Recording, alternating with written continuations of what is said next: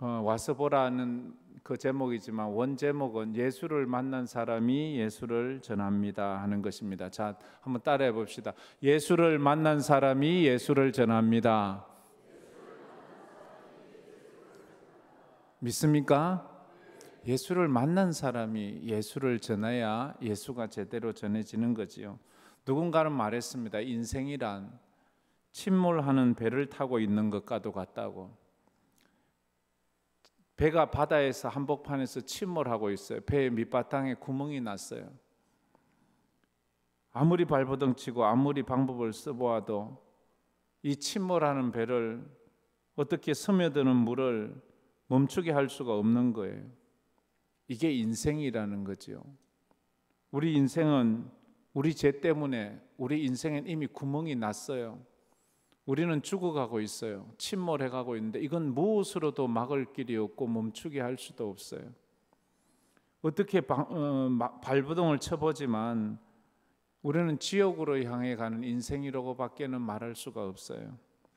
그래서 우리에게는 구원자가 필요한 거예요. 우리는 스스로는 구원할 수 없어요. 누군가가 우리를 침몰하는 이 배에서 우리를 구원해 주셔야 돼요. 우리 가운데 죽지 않을 사람이 단 한 사람이라도 있습니까? 조금 남들보다 조금 더 버틸 수는 있지요. 여기 구멍 나면 여 맞고 저기 구멍 나면 저기 맞고 이거 땜방 뭐 이렇게 해서 좀 버틸 수는 있지만 결국은 다 침몰되고 마는 거지요. 구원자가 필요해요. 그런데 구원자에겐 조건이 두 가지가 있어요. 하나는 죄가 없어야 돼요. 또 하나는 능력이 있어야 돼요. 죄는 없는데 능력이 없어요. 능력은 있는 것처럼 보이는데 죄가 있어요. 그러면 안 돼요. 그래서 예수밖에 없는 거예요. 예수님은 우리를 죄에서 이 침몰하는 이 배에서 구원할 수 있는 능력이 있어요. 그리고 죄가 없으신 분이기 때문에 그래요. 교회 안에 있는 사람들이 세 부류로 나눌 수 있답니다.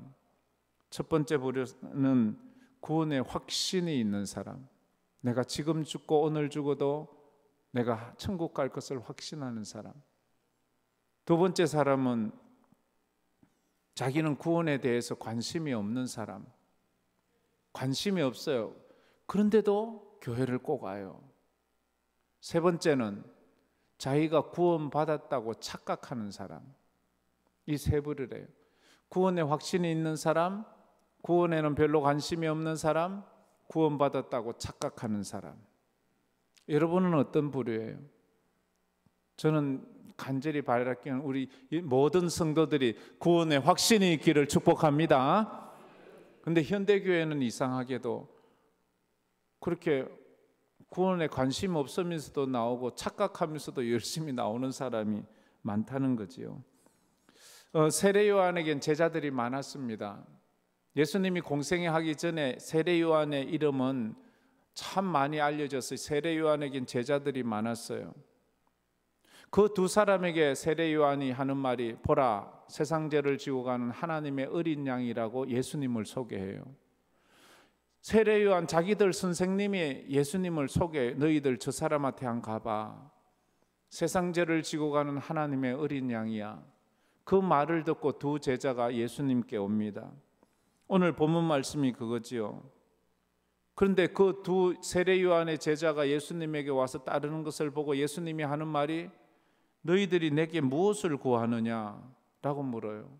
좀 뜬금없는 말이지요. 예수님께 구할 게 뭐 있어요? 뭐 돈이 있어요? 뭐가 있어요? 너희들 누굴 찾느냐라고 물었으면 도리어 맞는 답일지 몰라요. 근데 너희들은 나에게 무엇을 구하느냐? 언제나 성경을 보면 참 재미있는 게 요한복음은 특별히 그런데 언제나 동문서답하지 그 답을 이야기하잖아요. 너희들 지금 누굴 찾고 있지? 그걸 무엇을 구하지 하는데 그들이 하는 말, 주님 어디 사십니까? 이래 물어요. 아니 뭘 찾느냐고 묻는데 어디를 사냐니까. 그러자 예수님이 하는 말이 와서 봐, 와서 보래요.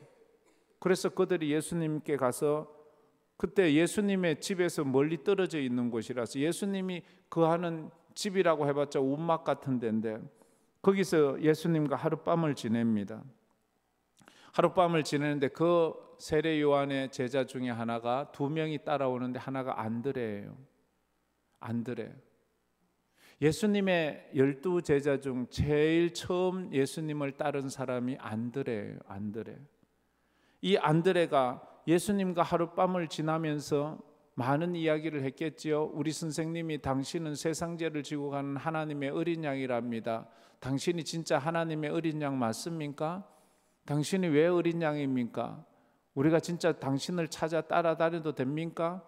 뭐 이런 하면서 하룻밤 만에 그들이 큰 은혜를 받았는 것 같아요. 그래서 이 안드레가 은혜 받아서 누구에게 가장 먼저 쫓아가는가 하면 자기 형님에게 가요. 그 형님의 이름이 시몬이에요. 그 형님 시몬이 이제 베드로잖아요. 베드로가 먼저 예수를 믿은 게 아니고 그 동생 안드레가 먼저 예수님께 나와서 그렇게 예수를 만나서 그 형에게 가서 형님 우리가 메시아를 만났습니다.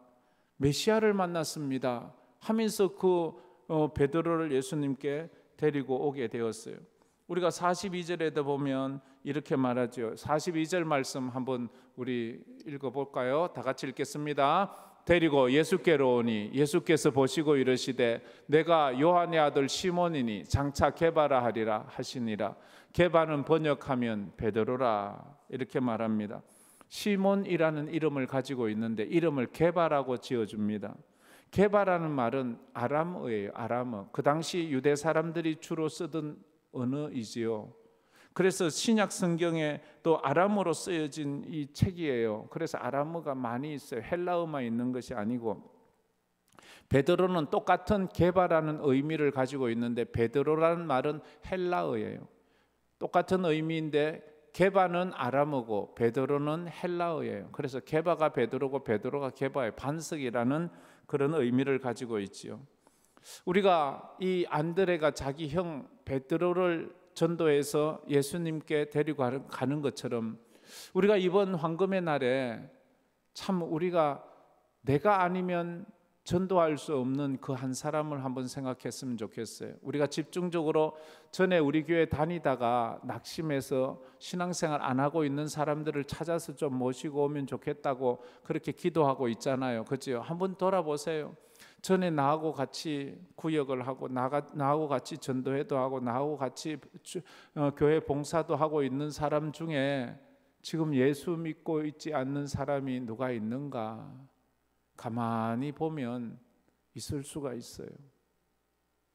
한번 보세요. 누군지는 저는 모르겠지만 그런 분들을 한번 찾아가세요. 하나님 앞에 기도하세요. 그런 분 생각나게 해달라고. 그래서 그렇게 가서 전도해야 돼요. 내가 전도해 주지 않으면 절대 교회에 올 수 없고 지옥 갈 수밖에 없는 사람.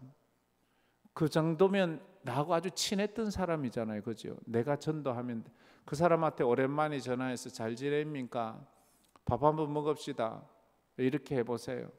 처음에는 내가 밥 사줬다고 고맙다 하지 않아요. 근데 뒤에 그가 다시 예수 믿고 구원의 확신을 가지고 은혜 받고 나면 고맙다고 말할 거예요.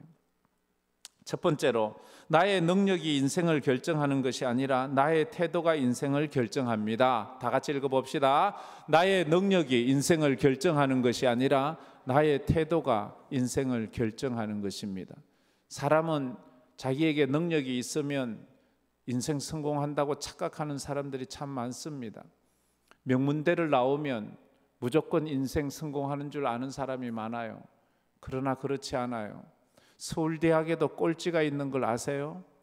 그 꼴찌가 다른 세상 사람들 볼 때는 정말로 머리도 똑똑하고 그런데 4년 동안 다니면서 꼴찌만 한 사람은 사회에 나오면 꼴찌 인생이지 지도자가 될 수가 없어요.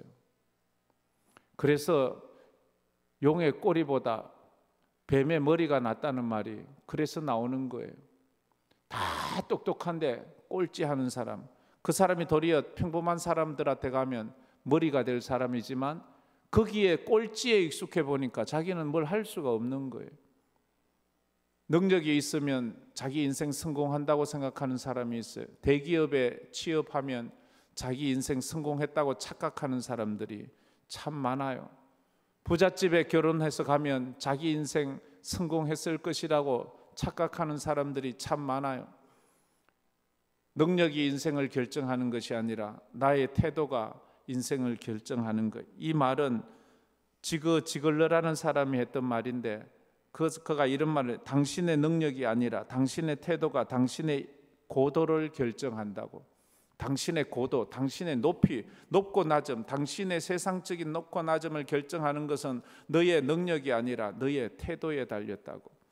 하나님 앞에 은혜 받고 하나님 앞에 쓰임 받는 것은 능력 있다고 쓰임 받는 것이 아니에요. 명문대 나왔다고 쓰임 받는 게 아니에요. 대기업 나온다고 큰 부자라고 하나님 앞에 쓰임 받는 것이 아니라 그 사람의 태도가 하나님께 쓰임 받는 고도를 결정하는 거예요. 사울왕은 다윗보다 10배, 100배 더 훌륭해요. 인격적으로나 배경적으로나 능력으로나 모든 면에 있어서 다윗보다 출중해요. 그런데 한 가지 부족한 건 태도가 문제였어요. 다윗은 사울왕에 비해서 10이면 10가지 다 부족한 사람이에요. 그런데 한 가지 좋은 게 있어요. 태도가. 그래서 하나님께서 내가 이새의 아들 다윗을 만나니 내 마음에 합한 사람이라. 다윗의 태도가 마음에 들었는 거예요. 하나님 의지하는 마음, 하나님 의지하는 마음. 그게 중요한 거예요. 저는 우리 제4여전도에 정말로 힘들고 정말 피곤하고 집에 가도 힘들고 직장 가도 힘들고 교회 와도 힘들고 그렇지만 열심히 사는데 그 능력으로 하지 말고 태도로 주님 앞에 인정받는 축복이 있기를 축원합니다. 능력이 아니라 태도가 중요하다는 거예요. 태도가 우리의 삶을 결정하기 때문이에요. 아무리 유능하고 훌륭해도 태도가 나쁘면 한순간 인생 망치는 거예요. 사울왕이 왜 망쳐졌어요? 제사장이 해야 할 제사를 자기가 드리려다가 태도가 나빴어요. 그래서 버림받는 거예요. 그래서 우리가 이 땅을 살아가는데 물고기처럼 살아가야 돼요. 물고기가 얼마나 힘들겠어요. 우리가 볼 때 물고기, 나 물에 빠져 죽을 것 같아, 나 물에 빠져 죽을 것 같아. 정말 그럴 것 같잖아요. 물에 사니까. 근데 물에 빠져 죽었다는 물고기 얘기 들어봤어요? 못 들어봤잖아요. 그죠? 물고기는 물에 빠져 죽지 않아요. 근데 그리스도인은요, 세상에 빠져 죽어요. 세상에 빠져 죽는다고요. 물고기처럼 이 세상에서도 빛이 되고 소금이 되고 믿음으로 살아가는 거예요. 물고기는 풍랑이 일고 홍수가 나고 태풍이 쳐도 그 물속에서 살아남아요. 그게 물고기예요. 그런데 절대 물고기는 또 물하고 똑같지는 않잖아요. 우리는 세상에 살지만 세상에 빠져 죽어서는 안 돼요. 세상에서 또 잘 버티면서 살아가야 되는 거예요. 우리의 태도는 과거나 현실을 바꾸기에는 너무 미약해요. 그런데 우리의 태도에 따라서 우리의 미래가 달라질 수 있어요. 우리의 태도는 우리 과거를 바꿀 수는 없어요. 이미 일어난 일들은 어떻게 바꿀 수가 없어요. 근데 내가 지금 현재 상황에서 내 과거에 일어났던 상황들을 어떻게 대하느냐의 태도에 따라서 내 미래가 완전히 달라진다니까요.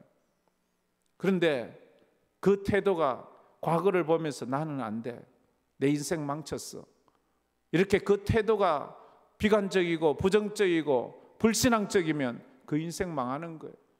그러나 내 과거는 무너지고 모든 것이 패한 인생 같지만 그러나 내가 주님 안에서 믿음으로 살아야지 하는 그 믿음을 가지고 있으면 내 인생이 달라지는 것을 알 수가 있어요. 예수를 따랐던 그 모든 제자들의 인생, 지난 과거에 화려하고 멋지고 잘 나가는 사람 거의 없어요.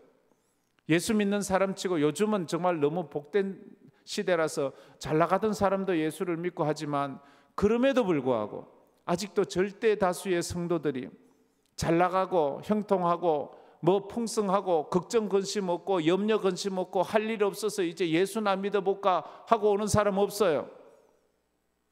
이것저것 해봐도 안 되고 이래저래 해봐도 안 되고 그러다가 누가 예수 믿자 그러면 그래 예수라도 믿어볼까 이래서 예수 믿는 사람들, 그런 사람들이 와서 인생이 뒤집어지는 거예요. 근데 우리는 모태신앙인들이 많고 너무 오래 예수 믿은 사람이 많아서 예수 믿는 거 이런 거지, 뭐 설레임도 없고 기다림도 없고 정말로 너무너무 감격스러움도 없으니까 너무 늘 예수 믿는 거 이런 거지 이렇게 착각하고 사는데 그렇지 않아요. 아직도 예수 믿지 않는 얼마나 많은 사람들이 있는 줄 알아요? 예수 믿지 않는 사람들이 예수 믿고 나서 얼마나 감격스러운 인생을 살아가는 줄 알아요? 오늘도 11월 달에 수료식을 해야 하는 2명의 새 가족과 마지막 성경 공부를 했어요. 마지막은 제가 하니까요. 다음 주가 황금의 날이라서 다음 주를 못하고 한 주 당겼어요. 근데 아주 특이한 분이 한 분 있었어요. 자기 스스로 예수를 믿겠다고 나왔어요. 자기 스스로 집에서 성경을 읽고 자기 스스로 예수를 믿는데 자기 스스로 뭘 하자니까 성경도 잘 모르겠고 모르겠어요. 근데 마침 이제 자기들 친구들 중에 이래 보니까 교회 다니는 사람이 있어서 우리 교회를 오게 됐어요. 특이하잖아요. 우리는 가자 밥 사줄게 가자 뭐 사줄게 가자 이래도 잘 안 오는데 이 사람은 자기 스스로 성경을 보다가 이게 궁금하고 이래서 찾아온 사람이라고요. 그런 사람들은 이제 예수를 만나면 가슴이 달라져요. 마음이 달라져요. 그런 은혜가 있다고요. 37절 38절 말씀을 보면 안드레는 세례 요한의 소개로 예수님을 따르게 되었습니다. 다 같이 한번 읽어봅시다. 두 제자가 그의 말을 듣고 예수를 따르거늘 예수께서 돌이켜 그 따르는 것을 보시고 물어 이르시되 무엇을 구하느냐 이르되 라삐여 어디 계시니까 하니 라삐는 번역하면 선생이라 그렇게 말하고 있습니다. 예수를 따르기로 결심하고 예수를 만나 하룻밤을 지나고 난 그들은 예수에게 그들의 인생을 걸게 되었습니다. 성도는 세상과 예수 사이에서 양다리 걸치고 있는 사람이 아니에요.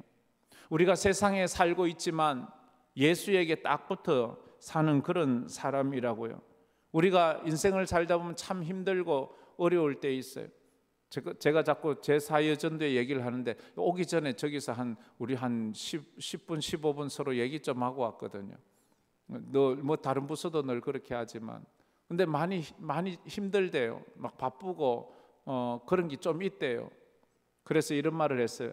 그래서 산다고. 그거 없으면 긴장 풀려서 안 된다고. 그래 자식이 속썩이고 자식이 말 안 듣고 자식이 자꾸만 불평불만하지만 그 자식 때문에 사는 거 아니냐고. 그 자식 없으면 어떻게 사냐고. 그 속썩이는 그 자식이 있으니까 내가 살아갈 이유가 있는 것이고 버티는 이유가 있는 것이듯이 우리가 교회에서 힘들고 어려움이 있고 직장에서 가정에서 힘들고 어려움이 있지만 그것 때문에 내가 견디는 거잖아요. 그것 때문에 기도하고 그것 때문에 주님 붙잡고 살아가는 거잖아요. 교회에서도 직분이 있어서 그 직분 감당하려고 그 직분만 없어도 여기 안 올 사람 많아요. 그죠? 여기 직분 없으면 여기 지금 없을 사람 많아요. 그래서 저도 생각해보면 내가 목사가 아니라면 내가 주일 성수 이렇게 하고 365일 새벽 예배 한 번도 안 빠지고 이렇게 열심히 할까? 저는 저를 못 믿겠어요. 그래서 하나님이 나 예수 잘 믿으라고 목사 만들었는 것 같아요. 그래 그것이 감사한 거예요. 그것 때문에 내가 예수 믿고 예수 의지하고 예수 따라가는 것 아니에요. 여러분 이걸 깨닫고 감사하기를 주의 이름으로 축복합니다.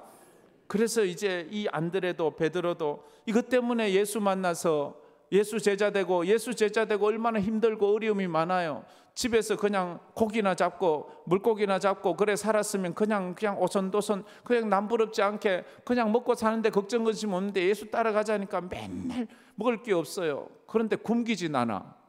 저 양반이 풍성한 건 없어. 집도 없고 뭐도 없고 창고도 없고 뭐 저금 통장도 없고 아무것도 없어. 그래 먹을 것이 없어. 근데 굶기진 않아. 그래 늘 주는데 늘 힘들잖아. 그죠? 늘 힘들고 그게 우리 교회잖아. 하나님께서 절대로 부족하지는 않아.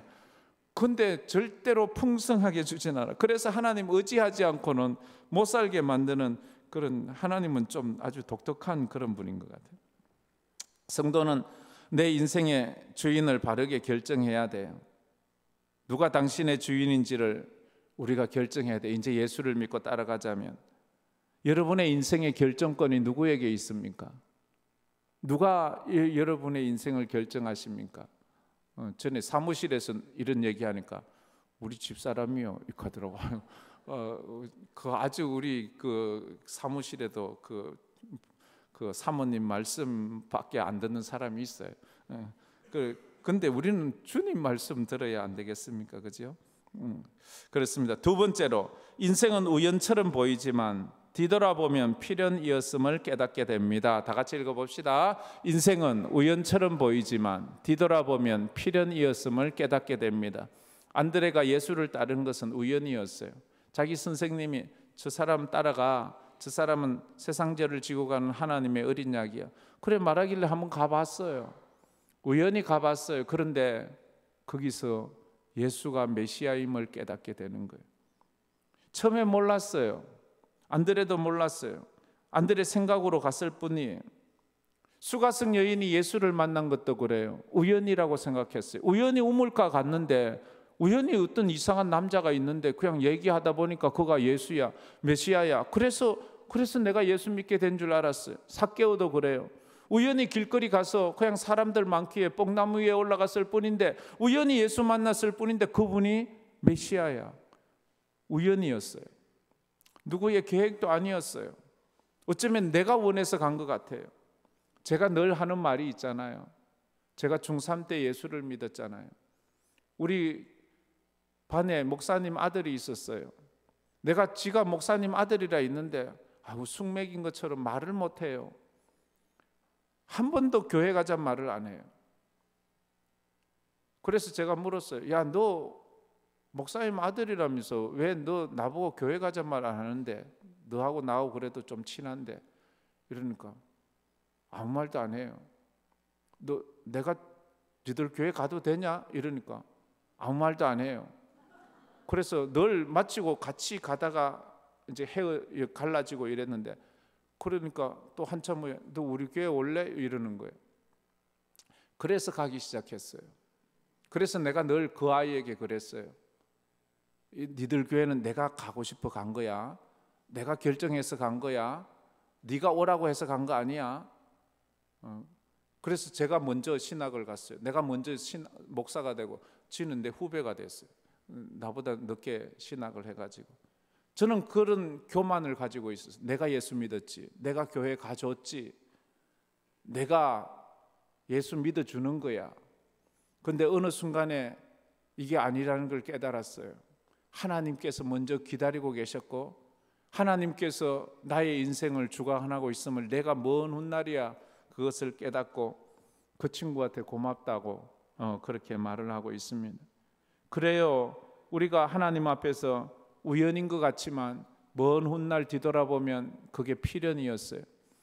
안드레가 예수 만나고 베드로를 전도하고 베드로가 예수님의 제자가 된 게 우연입니까? 자기들이 원해서 됐나요? 그건 필연이었어요. 그래서 하나님께서는 안드레를 쓰시고 베드로를 쓰시고 지금까지 그들의 이름이 그렇게 우리에게 들려지는 거잖아요. 이번에 우리가 만나는 사람 우연히 만나는 것 같아요. 내가 갑자기 생각나서 전화했어요. 야, 교회 다니십니까? 안 다니면 우리 교회 다시 한번 나오세요. 신앙생활 합시다. 황금의 날이잖아요. 이러면 마지못해 오는 사람이 있을 거예요. 그 사람은 자기가 와주는 줄 알 거예요. 그래서 우리 보고 고마운 줄 알라고 말할 거예요. 근데 먼 훗날 그가 깨닫고 그날 그때 누가 나한테 전화해 주었지. 그게 우연이 아니라 하나님의 섭리요, 하나님의 필연이었다는 것을 알게 돼요. 여기에 그렇게 와서 온 사람이 많잖아요. 그죠? 누군가가 그저 우연히 말해 주었을 뿐인데 그 우연이 필연이 되었고, 그것 때문에 지금까지 내가 그래서 이거 내가 그때 우연히 내가 가고 싶어서 갔다면 지금 내가 목사 된 것도 우연이지요. 내가 목사 되고 싶어서 됐고, 그래서 하나님 앞에 하나님 나 고마운 줄 아세요. 내가 목사 되어 준 거. 하나님 이렇게 아주 시건방지게 오만방자하게 말할 수밖에 없잖아요. 그러나 내가 원한 게 아니라 하나님께서 나를 기다리셨고 부르셨고 이 세워주셨음을 우리가 믿습니다. 그 은혜가 있기를 축복합니다. 이게 깨달아지면요, 예수 믿는 게 힘들지 않아요. 예수 믿는 게 피곤하지 않아요. 안 그러면요 얼마나 피곤하고 힘들고 어쩔 수 없이 가긴 가는데 언제나 이거 그만두나 이렇게 말하고 그렇게 말하죠. 근데 이 마음 하나 바뀌면, 태도가 바뀌면요 우리 삶이 바뀐다고요. 우리 인생이 바뀐다고요. 베드로가 그랬거든요. 베드로가 주님 따라가지만 처음에 자기 의로 따라갈 땐 피곤하고 지치고 힘들어요. 그래서 고생하니까 예수님 결국 부인까지 하잖아요. 근데 그 뒤에 그것을 뛰어넘는 이 은혜를 깨닫고 나니까 자원해서 십자가에 올라가는 거예요. 자원해서 주님 따라 순교의 길을 가는 거예요. 자원해서 그 고통스러운 삶을 살면서도 감사하게 되는 거예요. 지금 그게 여러분이잖아요. 여러분, 전 여러분을 보면요 늘 존경스러워요.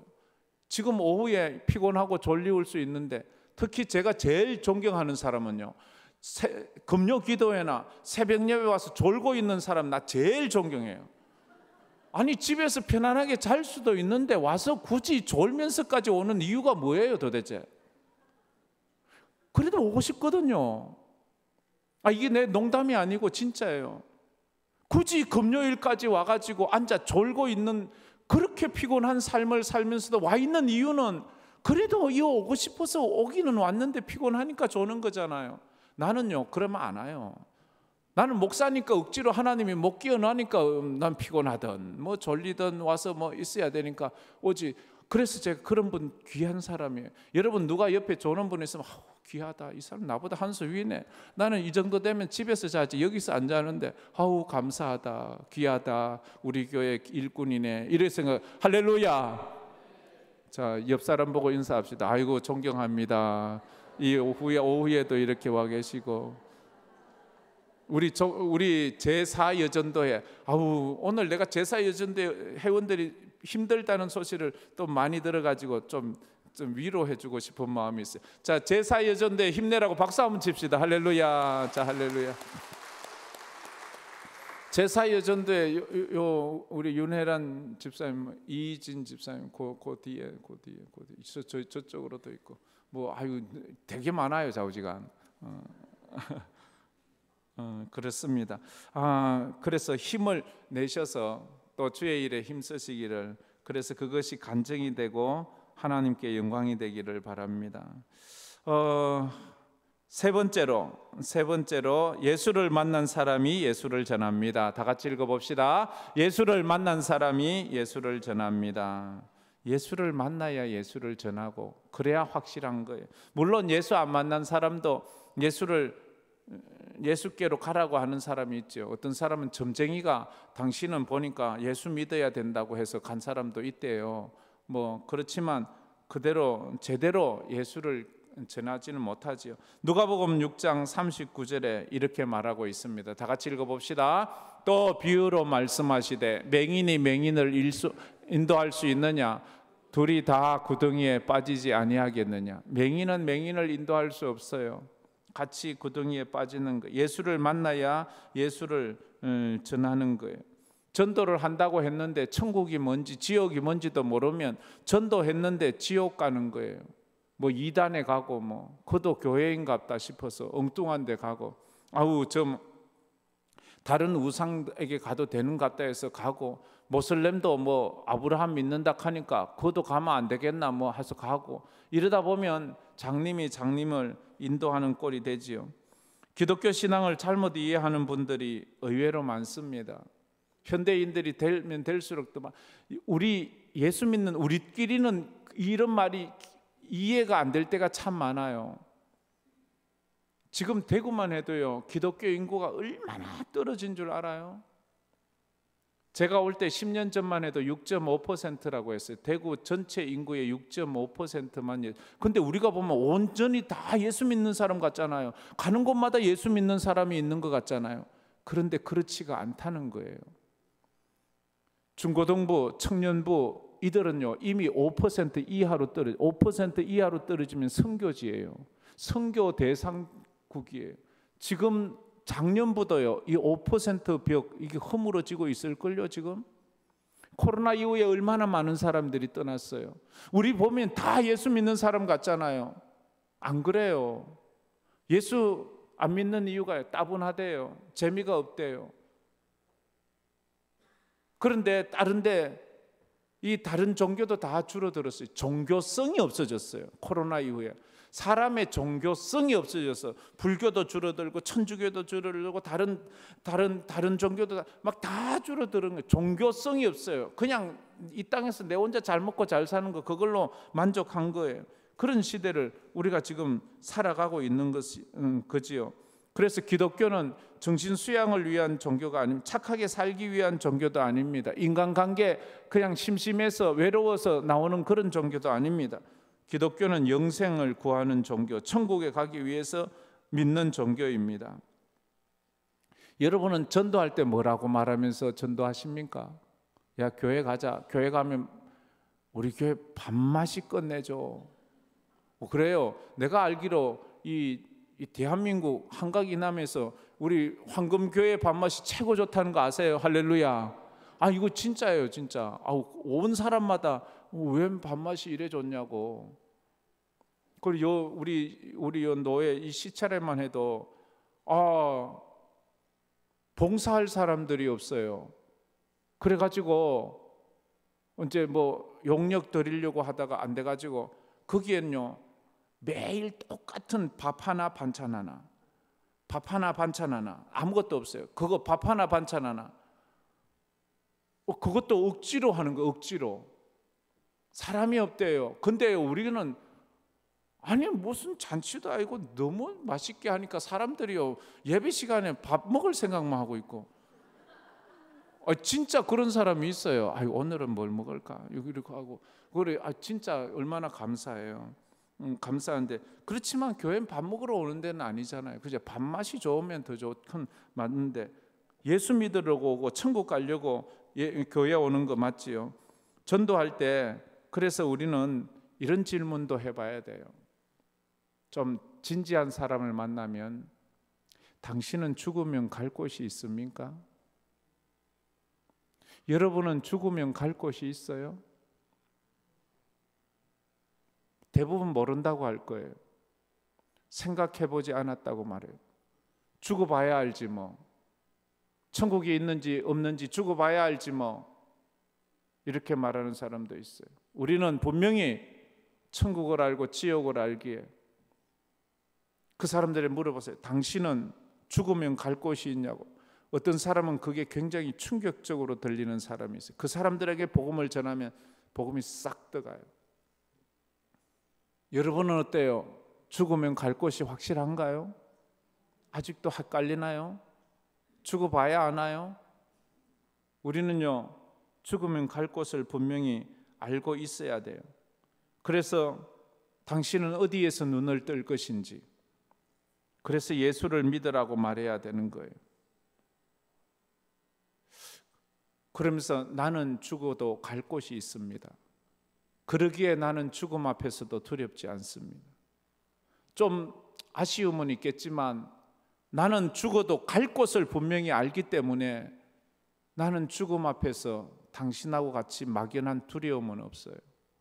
그렇잖아요. 죽어서 갈 곳이 있는 걸 확실히 믿는 사람은 그렇게 걱정하지 않아도 돼요.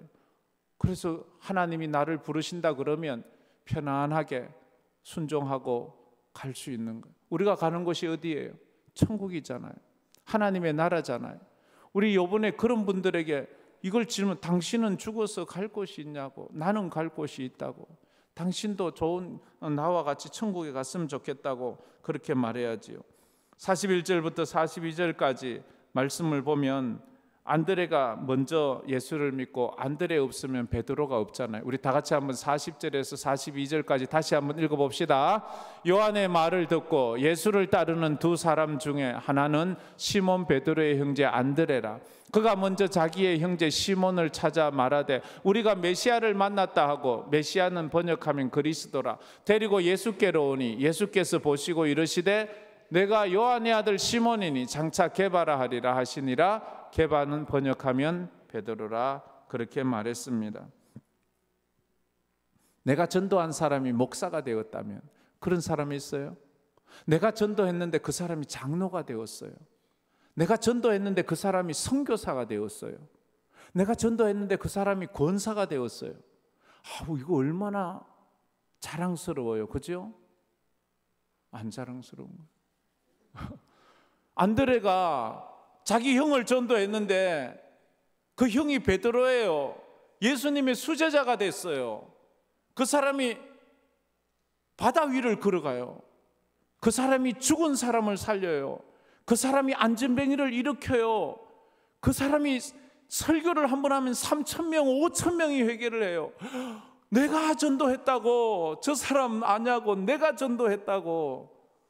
안드레가 얼마나, 그러면 그걸 보면 베드로가 지가 전도한 거 맞지만 지가 했나 내가 했지. 근데 하나님 앞에 서면 누구 그 상금 누가 받겠어요? 베드로 혼자 다 닦아 먹을까요? 아니요. 안드레하고 똑같이 나눠 먹을 거예요. 왜냐하면 안드레가 내가 형 전도 안 했으면 뭐 형 지금 지옥 가 있지 뭐 나한테.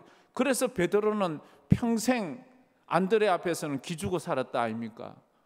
그럴 수밖에 없죠. 내가 전도 안 했으면 지금 지옥 갈 수밖에 없는 인생이 지금 내가 전도해 주니까 그렇잖아요. 그래서 전도자가 그만큼 복된 사람이라고요. 여러분이 전도한 사람이 예수 잘 믿고 훌륭한 사람 되고 축복받으면 그게 영광인 줄 믿습니다. 할렐루야. 내가 누구라고 말은 안 해요. 김모씨의 아들 모스코라고 있어요. 그분은 자기가 섬김이 했던 사람이 이래 훌륭하게 됐다고 나한테 얼마나 자랑을 하는지. 아이고 그거 자랑할 만하지요. 내가 섬김이 한 그 사람이 우리 교회에 와가지고 아주 훌륭한 사람이 됐다고 저보고 장로님이 몇 번을 얘기를 했어요. 그 사람이 바로 이우철 장로님이에요. 이우철 장로님 섬김이를 우리 김석호 장로님이 했어요. 우리 교회 왔을 때. 근데 먼저 장로가 된 거예요. 근데 그걸 시기하지 않고 내가 섬김이 한 사람이라고. 얼마나 귀함. 여러분에게도 그런 은혜가 있기를 축복합니다. 얼마나 감사해요. 또 어떤 사람은 우리 교회 탁구부 내가 만들었는데 거기에 지금 우리 장로 몇 명이나 와 있는 줄 아냐고. 아이고 그래 말하네. 우리 장재석 장로님하고 우리 이런 말 해도 되나? 이미 말 다 해버렸는데 우리 최윤호 장로님은 탁구 치러 왔다가 우리 교회 장로가 됐는 거야. 이게 그때는 집사인데, 어이구 할렐루야. 이게 얼마나 기뻐요. 얼마나 감사해요. 이게 우연이라고요? 어쩌다가 됐다고요? 아니요. 하나님의 은혜지요. 여러분 20년 전에 찌질이 못난 내가 이 교회 담임 목사가 되리라고 상상했던 사람 한 명이라도 있으면 나와보세요. 나도 상상하지 못했는데, 나도 그런 꿈도 꾸지도 않았는데 하나님이 이게 우연이라고요? 하나님의 은혜지요. 우리가 믿음으로 딱 서갔으면 좋겠어요. 그래서 안드레는 자기는 2인자가 되는 게 참 이 사람 귀한 사람이. 안드레는요 들판에서 예수님이 말씀을 전할 때 장정 5,000명 남녀노소 다 하면 25,000명 정도의 사람이 모여 있는데 예수님이 뜬금없이 말해요. 얘들아 이 사람들 먹을 것 좀 나눠주라.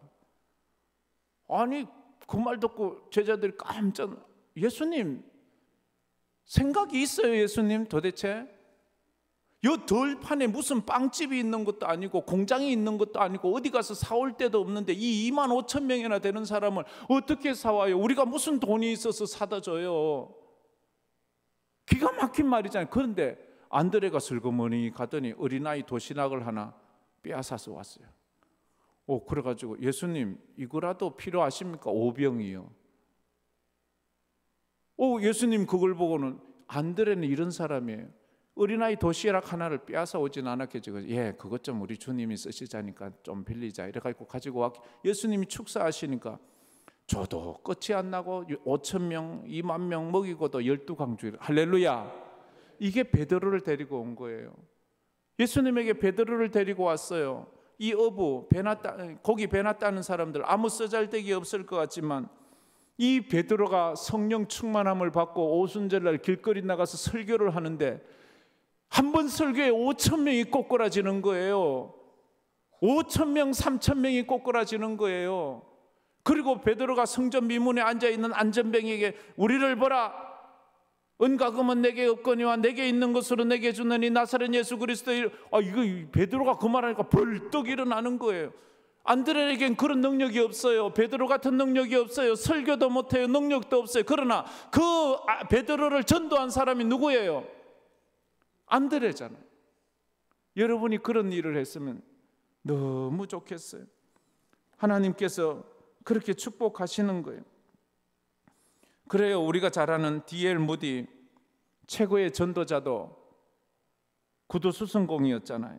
근데 그 구두 수성공 아무 비전도 없고 꿈도 없이 길모퉁이에서 남의 신발 냄새나는 구두나 고치고 있는 그를 보고는 에드워드 킴벌이라는 사람이 저 사람은 전도하고 싶다는 마음이 자꾸 드는데 자꾸만 또 이래 벼르고 저래 벼려서 전도를 못하다가 어느 날 그 구두 수선하고 있는 무디에게 가서 예수 믿으세요, 예수 믿고 축복받고 예수 믿고 천국 가세요. 근데 그 한마디가 D.L. 무디의 가슴에 팍 꽂혔어요. 그래가지고 그가 예수 믿기 시작하고 그가 신학을 가서 전도자가 되는데, 전도를 해도 참 우리 최걸른 목사님처럼 예수 천당 그 한마디에 다 녹아지듯이 이 무식한 그런 D.L. 무디가 전도하는데 미국하고 영국하고 유럽 전역에서 이전에도 없었고 지금 이후에도 없는, 지금까지도 없는 가장 많은 무디에 의해서 전도받은 사람이 수십만 명이 넘는 그런 전도자가 되잖아요. 그런데 그 능력이 어디서 나왔어요? 무디를 전도한 사람 때문에 되는 거예요. 무디를 전도하지 않았다면 무디는 지금도 대구 구두수선공으로 살다 죽었던 사람으로 기억될 수밖에 없을 거예요. 우리가 하나님 앞에서 안드레처럼 이 전도하는 사여전도회가 되기를 축복합니다. 오늘 우리가 이제 이 예배를 마치고 바로 각 구역 마을별로 나가서 흩어져서 할 거예요. 오늘 여러분들 만나는 사람들, 그 사람들이 예수 믿어 이런 베드로 같은 사람 되고, 이런 무디 같은 사람 되고, 이런 바울 같은 사람 되고, 이런 전도 같은 사람, 전도자가 되는 그런 은혜가 있기를 주의 이름으로 축복합니다. 할렐루야. 예, 우리 말씀 생각하면서 한번 기도하도록 하겠습니다. 하나님 아버지 감사합니다. 오늘 사여전도에 아버지 하나님 헌신 예배를 드리면서 저희들이 안드레가 베드로를 전도한 것을 봅니다. 아버지 하나님, 우리 생각에는 우연인 것 같았지만 그것은 모두 다 하나님의 섭리였습니다. 우리 생각에는 내 능력이 내 인생을 결정하는 것 같지만, 그러나 내 태도가, 순종이 내 인생을 결정하는 것을 믿습니다. 예수를 만난 사람이 예수를 전함을 믿습니다. 그런 은혜가 있게 하여 주시옵소서. 예수님 이름으로 기도드리옵나이다. 아멘.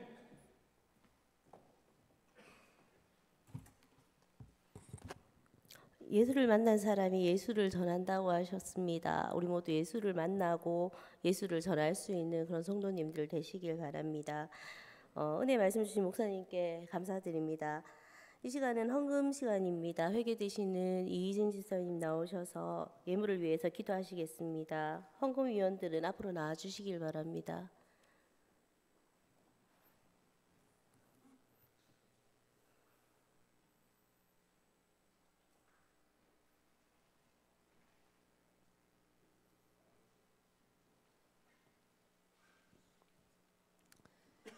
기도하겠습니다.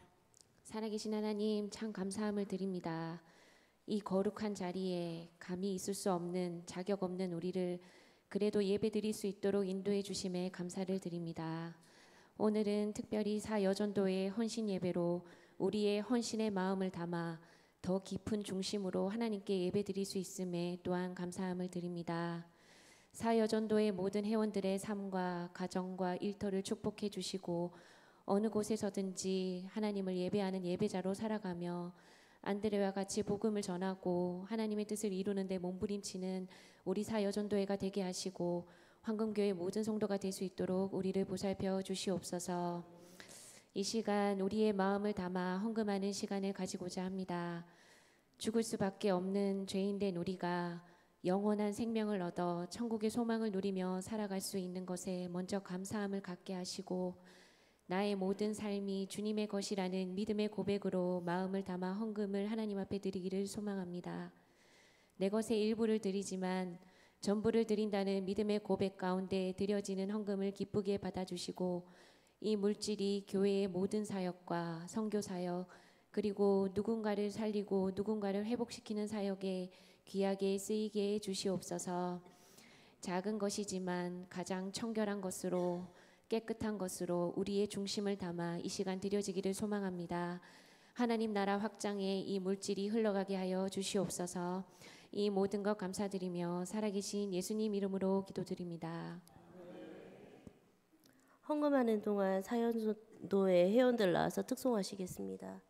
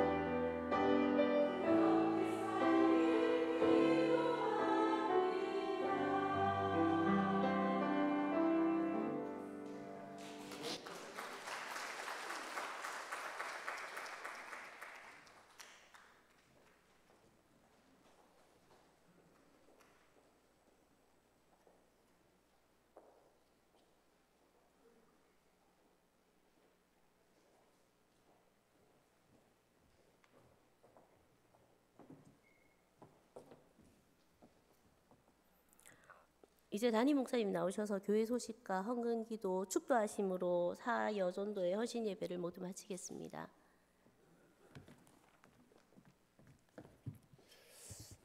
예, 감사합니다. 광고 드리겠습니다. 특별 새벽 기도회가 내일 새벽부터 있습니다. 한 주간 우리가 또 한번 헌신해 봅시다. 그래서 우리의 능력 의지하지 말고 우리 태도로 하나님 앞에 나가서 또 믿음으로 부르짖어 기도해서 교회를 위해, 우리 자신을 위해, 우리 자녀들을 위해, 이 시대를 위해 기도하는 우리 성도님들 되시길 바랍니다. 그리고 이 예배 마치자마자 우리 목자 모임 크게 안 모이고 바로 이래 마을별로 이래 지도해서 구역 정해서 가려고 하니까 모든 성도님들 같이 좀 도와주셔서 집 가면서 같이 전도하고 가시면 되니까 그렇게 협력해 주시면 고맙겠습니다. 누가 전체적으로 하시나요? 오늘 촌장님이 하시나요? 아니면 부목사님이 하시나요? 나오셔서 마치면 예. 그렇게 나와서 그래도 광고는 한번 해주세요. 예. 가정교회 사역위원회 위원장께서 그렇게 해주시면 감사드리겠습니다. 예, 기도 드리겠습니다. 하나님 아버지 감사합니다. 오늘도 귀한 주일 성례 주일로 지키게 하시고 또 오후에는 이렇게 사여전도회 헌신 예배로 드리게 해주셔서 감사합니다. 아버지 하나님, 우리가 또 내일부터 있는 특별 새벽 기도회도 준비하고 다음 주에 있는 황금의 날을 준비합니다. 또 전도를 하려고 합니다. 주님, 우리의 발걸음, 복음 전하는 자의 발걸음이 복되다 했사오니 우리 오후에 전도하는 분들을 다 축복하여 주시옵소서. 믿음으로 예물을 드립니다. 사여전도회 헌신 예배 드림을 감사드립니다.